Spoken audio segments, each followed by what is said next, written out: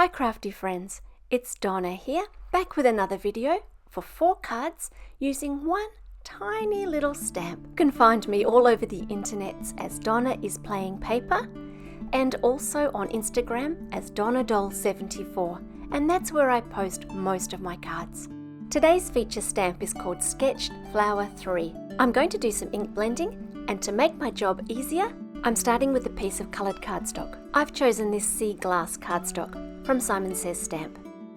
And I'm going to come in from the outside with a couple of colours of ink.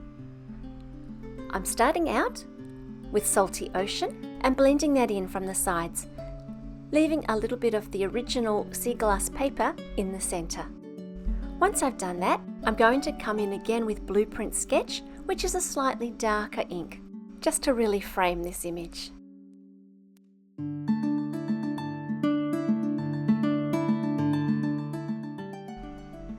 Next, I'm going to stamp my image in the middle, in that lightest section, and I'm using Memento Tuxedo Black ink because I want to go over this next with Copic colours. And this Memento ink won't smudge with alcohol markers. We have 4 cards to get through today, and so I'm not going to colour this on camera. I have plenty of videos where you can see how I colour a flower. The next thing I'm going to do is to spatter this image. And I'm working with my favourite black, which is the Gansai Tambi black, which is quite opaque, and then also a white gouache. You might also notice that my water container is an old Ferrero Rocher chocolate container. And I have what I think is a very funny reason why I like this container for my paint water. And I'm so glad I found it again. And the reason is, it's square. It absolutely cannot be confused with my teacup and drunk from. Is this a problem for anybody else? Once that paint spatter is all dry, I'm going to add a sentiment, and it comes from an older stamp set called Modern Poppies, and I'm going to use the Happy Birthday.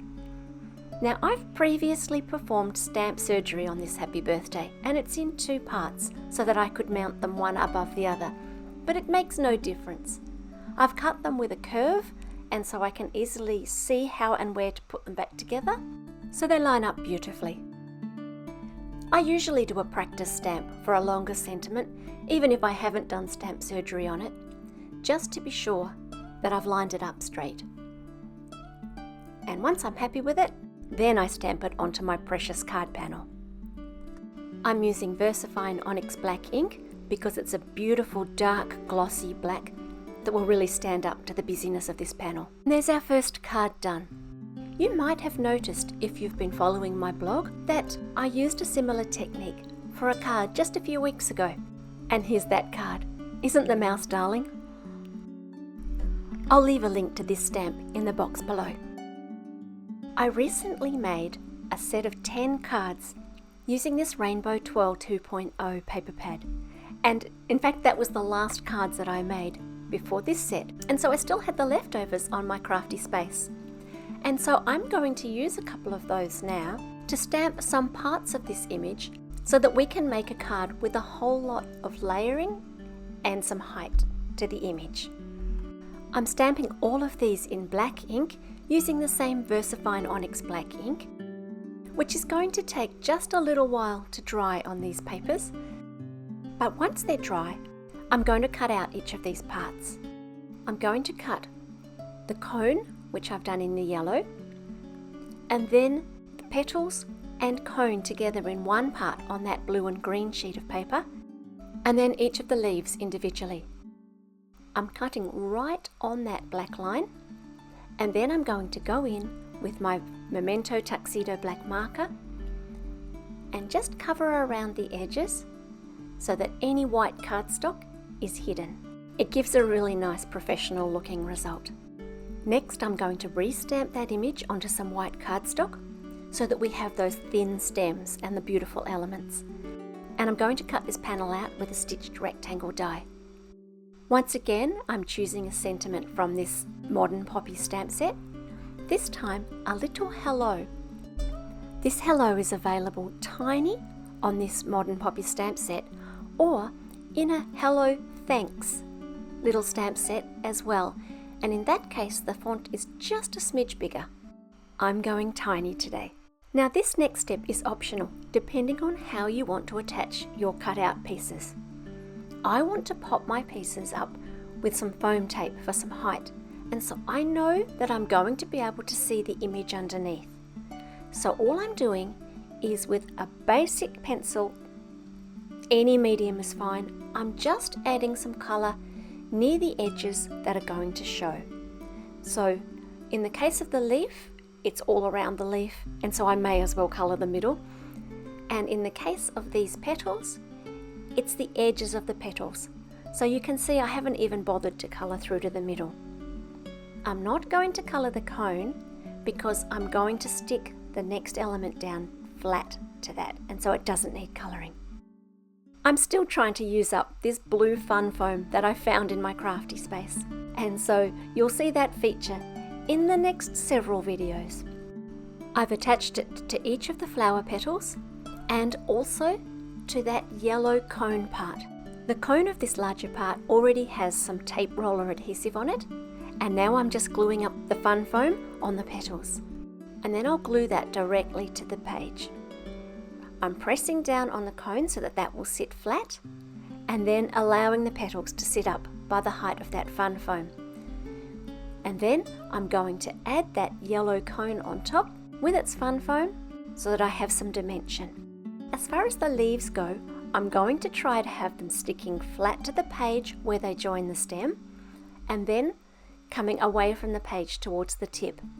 And so I'm adding my fun foam at the tip end of the leaf, and then adding my roller adhesive to the whole leaf because that stuff is sticky. I'm going to press one end of that leaf flat to the page and let the other end pop up. And this is the result. It's still that same basic little stamp, but I think the dimension gives it a lot of extra life. I'm going to mat that onto a textured piece of card, and I'm creating the texture using the Tulips 3D embossing folder, which just gives the most gorgeous, gorgeous look to the paper behind. Using those watercolour look papers from the Rainbow Twirl collection has really made this card have a bit of a painterly look, although all I used to add the colour was scissors. For the next card, I'm going to use repeat stamping.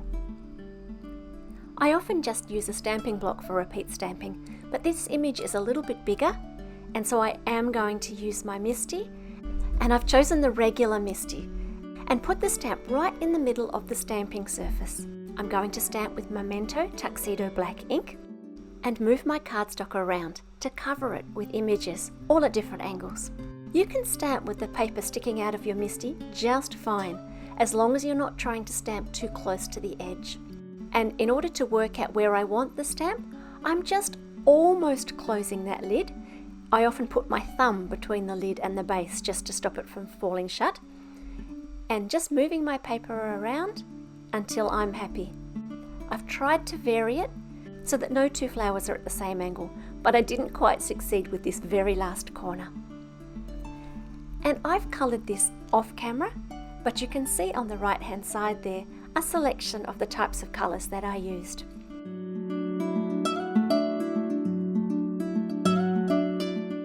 I'm going to add a sentiment from the Happy Birthday sentiment sheets, and I've cut this down to be smaller than my background panel.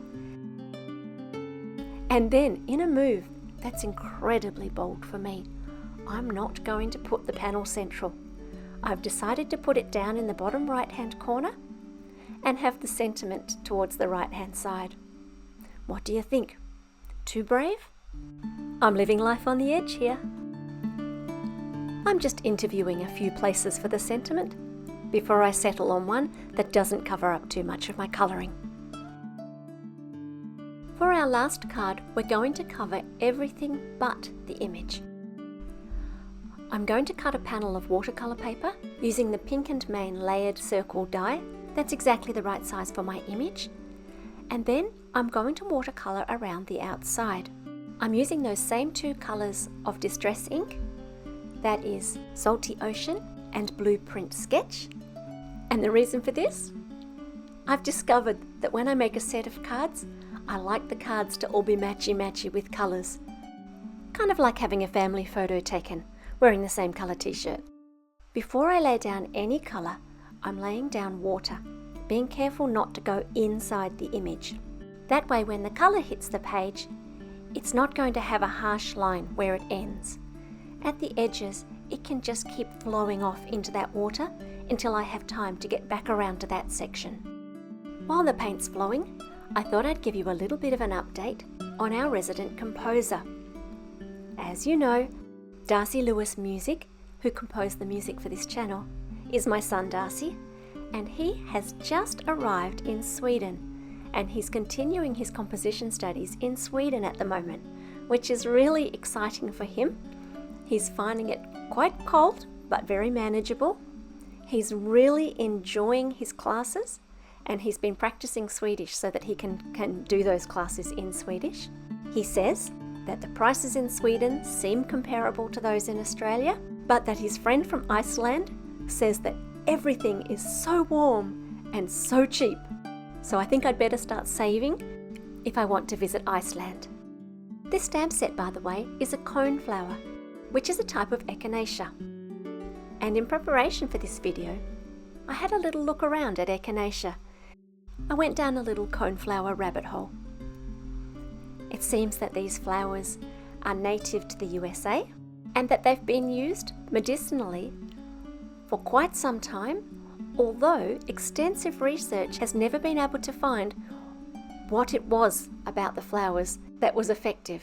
Once the panel's dry, I'm going to construct the card, and I'm layering up some very thin black strips. I just eyeballed cutting these strips. I cut 6 and chose the most similar 4, and I'm just adding some very small glue dots to these rather than a long line of glue. It's still spurted out because they're so thin. Perhaps next time I'd put some double-sided tape on the back first and then cut the strips. I've cut a circle from the Lincoln circle frame die to kind of mirror the circle of my main image and to extend it down into that empty corner of the page. And then I'm just layering those up before adding a few glitter enamel dots and a sentiment from the Happy Birthday sentiment set. And that's the last of today's 4 cards. We've ink blended, watercoloured, Copic coloured, repeat stamped, used texture in the backgrounds, layered up the stamp, all to create 4 different cards using lots of different techniques. I hope you've enjoyed having a think about what one little stamp can do. If you'd like to see more, feel free to like and subscribe. If not, that's fine, just pass on your way. I'll be back soon with another video, and I look forward to sharing with you then. Bye for now.